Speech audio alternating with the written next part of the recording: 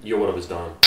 Sammy Lee here. Soul Brothers back up in it. A little quick versus video for you guys. Yes. Nike versus Nike. This is the KD 11 versus the Kyrie 5. Price is pretty similar to the Kyrie, or the KD 11 is $20 more at 150 bucks. The Kyrie 5 is 130 bucks. And if you guys want to cop either of these shoes, we'll leave a link in the description box. But let's get it started with the traction. Okay. In the KD 11, you got some circles. All right, it's fully translucent, and this outsole comes all the way around, wrapping the midsole. Oh my god, I hate that. This is not your favorite outsole, is it? Traction is actually pretty good. Really? Yeah, on the clean court, it's really nice. Minimal dust pickup, but yeah, I like the Kyrie 5s a little bit better. You do need to break in the Kyrie 5s a little bit longer, especially for dust. But once you break it in, yeah, dust is actually pretty good. You just need a wipe. Do a slight wipe, and you know, you have a few good stops for a few plays, and then it picks up dust again, you just do a slight wipe again. So if you don't mind wiping on dust, it has a really good stop on dust. On the clean court, I would say the Kyrie 5 has a little bit better of a stop, but the KD 11 is still really good. Outdoor use, I don't know, man. I feel like the KD 11 would have been, I felt like it would have been good, but then it does fray off, especially here, you see that? Yeah. It frays off a good amount. So I don't think it'll be good. The Kyrie 5, I actually did play in these outdoors and walked around in it a lot, just on asphalt, and there's really no fraying at all. You know, so I expected some fraying and stuff on the edges of the outsole, but no fraying. You know, so I feel like the Kyrie 5 is a little bit more durable, and also it has this outsole curvature. You know, I do a lot of movements on the balls of my feet and stuff, and I like to, you know, roll right here. So I also like that addition of the Kyrie 5 outsole curvature. So yeah, just because of those reasons, I would say the Kyrie 5 is my favorite out of the two.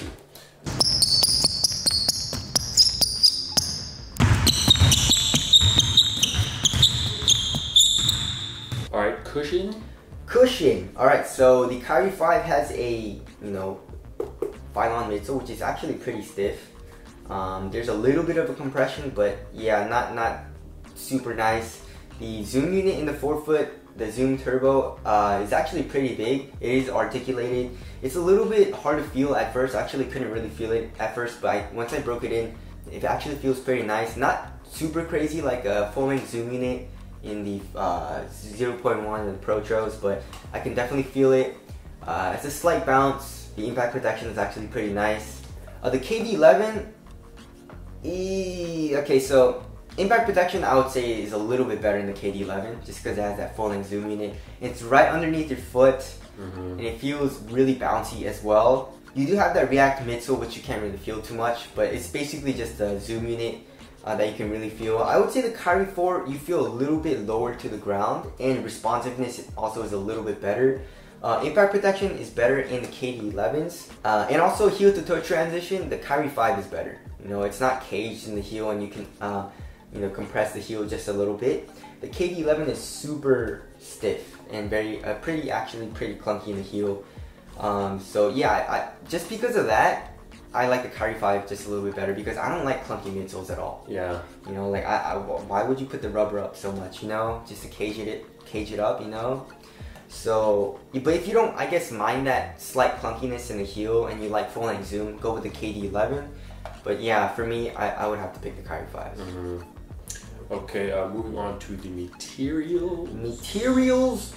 I mean, the KDs are prime knit. I mean, on paper they're better. I mean, sorry, fly knit. On paper they're better. Yeah. But, I mean, damn. Yeah. So the KD 11 the knit is actually pretty thick though. The Kyrie 5 is a lot thinner. Softness, I would say. Actually, the Kyrie 5 is a little bit softer and a little bit more pliable, just because it's a lot thinner. At first, it's a little stiff, but once you break it in, it gets really soft. The KD 11, it has a lot of underlay and also a little bit of glue, I think, in the forefoot, if you look at the dismantling. So it feels a little bit stiff as well. But yeah, you can't really beat Flyknit, you know, as far as premium feeling goes. So if you like that, then go with the Flyknit. But on foot, I would say I like the Kyrie 5 a little bit better. Right. But I do like how knit is stretchy. I really like how that feels on my foot. So, oh man, it's I don't know, for performance, I would say the Kyrie 5 is better. But just for comfort, I would say the KD11 is more comfortable as far as the upper goes. So, this is a performance versus video, so I'll give the win to the Kyrie 5. Alright, moving on to fit. Fit, Kyrie 5, go true to size, slightly narrow, but it fits my foot like a glove, you know. I love the fit of the Kyrie 5. The KD11, also pretty damn narrow. It fits my foot really good as well, but it runs a little long. So go down half a size if you want a super snug fit, which is what I did. And yeah, I would say they fit my feet really, really good in both of the shoes. So I give it a tie there. I also really like the stretchy knit. Is actually pretty easy to slip on. The Kyrie 5 is just a regular tongue. So there's that. Sport lockdown? Kyrie 5. Yep. So lateral containment sucks in the KD11. So that's why I don't really play in those. The Kyrie 5, no lateral containment issues. A lot more supportive of the material. And also the ankle protection is actually a lot better too. Right. KD11 is basically a low. So there's that.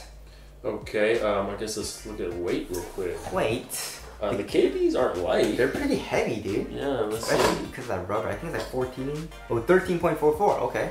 Yeah. And the Kyrie 5, 13.30. Interesting. For having a full knit upper though, this should be a lot lighter. Yeah, the outsole adds so much weight. Yeah. And it feels like Converse. You know, you have a lot of weight and bulk right underneath your foot, which I don't like. The Kyrie 5 feels a lot like, actually a little bit more minimal on foot.